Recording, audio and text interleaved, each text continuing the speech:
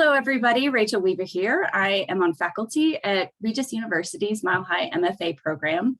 I'm making a series of videos in which we explore different ways that we can all make a living with a background in writing. So with me today is Janina Lawrence. She's going to talk to us about copy editing and possibly some other stuff. Thanks so much for being here. I really appreciate your time. You're welcome, Rachel. I'm pretty excited that you kind of reached out to me and how I got started in editing. I have a degree, a bachelor's in psychology. I kind of toyed with, do I want to go and get a master's and a PhD in psychology? Then I decided, no, I don't. A bachelor's degree was enough for me. And then I realized, I became aware that my circle of people around me were always coming to me to, Janina, can you be my second set of eyes on this? Can you review that? And I realized that I was really good at it. And I took a couple of postgraduate courses in editing. And I just kind of threw myself into it. And this point, I have 20 years, which is kind of scary, of editing experience in a lot of different arenas.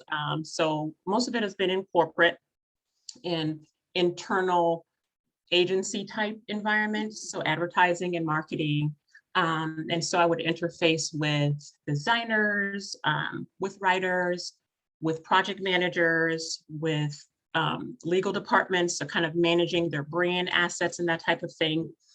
And then I realized that I wanted just a little bit more flexibility in my life. And so I left corporate and threw myself into the world of freelancing, and have steadily been building clientele since then. So I've been doing it full-time freelance for 5 years. And so by now, a lot of my freelance work is with publishing houses, so publishing manuscripts. Somewhere in all of that, I forgot to mention, I went to culinary school. That's one of my passions. So I have a culinary degree, so mixing, so then the thought of, okay, so that's one of my passions. How can I mix that with what I already do? And so I started editing cookbooks. So that's like my happy place. And so I've done a couple at this point, and they're super, anything food related gets my juices going. And so that's a sweet spot for me. And then in the last 3 to 4 years, I started developing expertise in something called sensitivity reading. And so it started off in the world of publishing with fiction authors. And the idea was a lot of authors were white males and writing about characters or storylines that were other than themselves. And so the concern was, making sure that these narratives and stories and characters that were written are done authentically. We're not kind of perpetuating, negative stereotypes. And so I've been doing that pretty heavily for the past 2 to 3 years. And so it started off, like I said, in, just fiction publishing, but now it's branched out. One of my biggest clients now is a healthcare writer. And so I'm reviewing a lot of healthcare content from the diversity and inclusion kind of perspective, which is super exciting. And some of my clients are like they do YouTube kind of educational work. Educational publishers are realizing that a lot of their titles, from K through, even a master's program, were not the most inclusive in terms of language, images that were shown. They were very kind of white, male, heteronormative, and not very inclusive of just the world and how the world looks today. And so I think that's kind of how I got to where I am now. So I have a couple questions. So let's say someone was interested in both or either of those tracks. Can you talk a little bit, maybe first about how would someone sort of get into becoming a sensitivity reader and as well? And a copy editor? Yeah, a copy editor. Sort of like, how do you get started in down both of those tracks? Those paths. How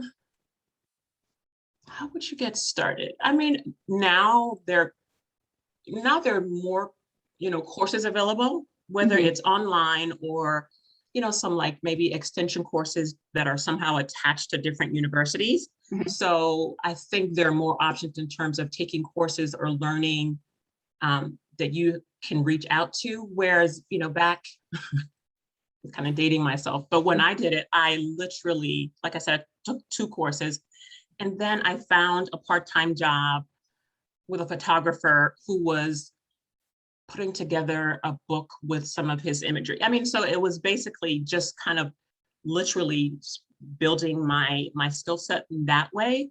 Mhm. And then just trying to find a way to match your passions Mhm. with, let's say, you're a writer, but you have a passion in mental health, or you have a passion in, I don't know, social justice or whatever, just trying to find a way to kind of meld those two and being Mhm. open to different organizations. So if you have, you maybe are like, oh, I'm a writer, and you find a nonprofit and they're looking for a project manager. So maybe not quite perfect in terms of title, but there's a way for you to still use your writing, and just kind of piece things together and not be so rigid in terms of what it looks like, but more just trying to be creative in your approach to it and what you can get and what you can build in terms of a long-term type of thing you're working towards. Right, right. And Yeah. would you say that there are entry level copy editor jobs at like within the corporate world? Like, is that, I Yes. mean, and Yeah. do you think that you need some sort of certificate, like a couple of courses or some level of I mean, a certification or couple of something? courses, I would say. I mean, so even if you worked at your high school magazine or in college and you assisted a professor or you did some work study stuff. And so Mhm. all of that builds the scaffolding that you can kind of, prop yourself up against. And Mhm. so I realized I probably didn't do a great job of answering your question about a path to, like, say, sensitivity reading.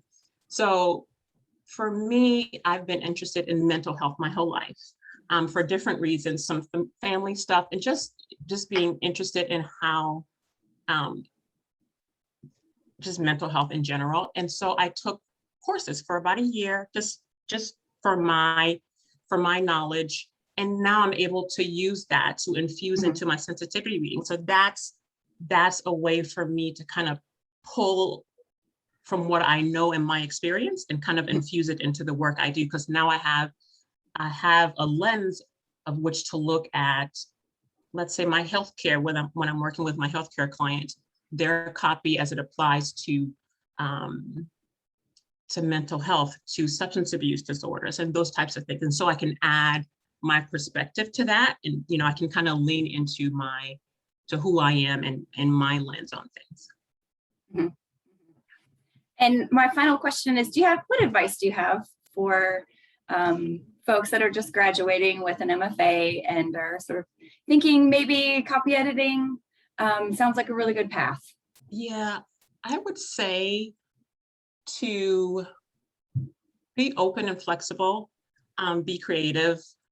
And by that, I mean just to try to think outside of the box of, does this have a writer title or does it have an editing title? Like, Mhm. if you can, let's say you find a role, like I just used the example of, I don't know, a project manager, or you find a gig at a fine arts school and they're looking for someone to kind of help with, I don't know, in the photography department, but you notice a lot of what they need, I don't know, social media, and you are a writer. So you can maybe, you know what I mean? Like, there are just so many different ways for you to flex your skills and even build other skills that you may not even know that, that really resonates with me, by just being open and just kind of exploring. Like, give yourself the space to explore, and you just be surprised sometimes how much you find that is totally like, that is my place. But I didn't know it was my place because I didn't explore anything outside of what I thought I was going to do. Right, right. Well, thank you so much. I really appreciate welcome. you talking to me today. You're welcome. Bye. Bye-bye.